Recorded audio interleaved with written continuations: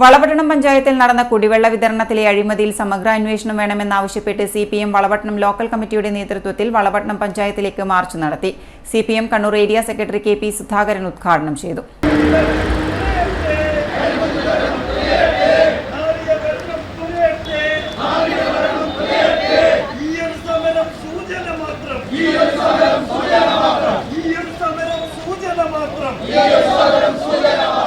പഞ്ചായത്തിലെ ജനങ്ങൾക്ക് കുടിവെള്ളം കൊടുക്കുന്ന വകയിൽ എങ്ങനെ കീശ വീർപ്പിക്കാൻ സാധിക്കുമെന്ന ചിന്തയിലാണ് ഭരണപക്ഷം. കേരളത്തിലെ ഏറ്റവും ചെറിയ പഞ്ചായത്തിൽ കുടിവെള്ളവുമായി ബന്ധപ്പെട്ട് നടക്കുന്ന ഇത്തരം വെട്ടിപ്പ് അംഗീകരിക്കാൻ പറ്റാത്തതാണെന്ന് കെ.പി. സുധാകരൻ പറഞ്ഞു.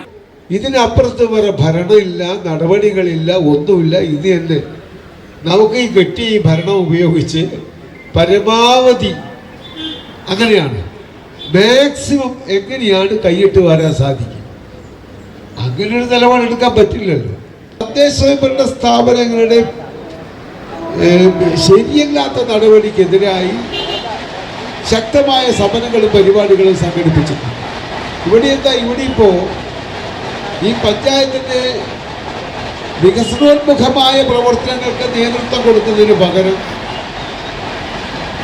ആ പഞ്ചായത്തിൻ്റെ ജനങ്ങൾക്ക് കുടിവെള്ളം കൊടുക്കുന്ന വകയിൽ എങ്ങനെ കീശ പൊരിപ്പിക്കാൻ സാധിക്കും? ഇങ്ങനെയുണ്ടോ ഒരു ചിന്ത?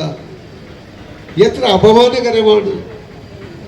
ഇക്കണക്കിന് മഴക്കാലം വരുന്നത് ഇവർക്ക് വലിയ ശാപമായിരിക്കും. കാരണം ഈ മഴക്കാലം വന്നാൽ കുടിവെള്ളക്ഷാമം തീരുമല്ലോ. തീർന്നായി കൊള്ള നടത്താൻ കഴിയില്ലല്ലോ. അപ്പം മഴ വരല്ലേ എന്ന് ആഗ്രഹിച്ചിരിക്കുന്ന ഒരു ഭരണകർത്താക്കൾ അങ്ങനെ കിട്ടുന്ന പൈസ മുഴുവൻ അടിച്ചു മാറ്റുക എന്നതാണ് ഇവിടെ നടക്കുന്ന കാര്യം. ശരിയായ രീതിയിൽ ഭരണ സംവിധാനങ്ങൾ മുന്നോട്ട് കൊണ്ടുപോകാനുള്ള നടപടികൾ സ്വീകരിക്കാനായി ഇടപെടൽ നടത്തുക എന്നതാണ് പ്രതിപക്ഷത്തിന്റെ ഉത്തരവാദിത്വമെന്നും കെ.പി. സുധാകരൻ കൂട്ടിച്ചേർത്തു. Local secretary AK. ഷക്കീൽ അധ്യക്ഷത വഹിച്ചു. എൽ.വി. മുഹമ്മദ്, പ്രീജിത്ത്, എം.എ. ശശിധരൻ തുടങ്ങിയവർ പങ്കെടുത്തു.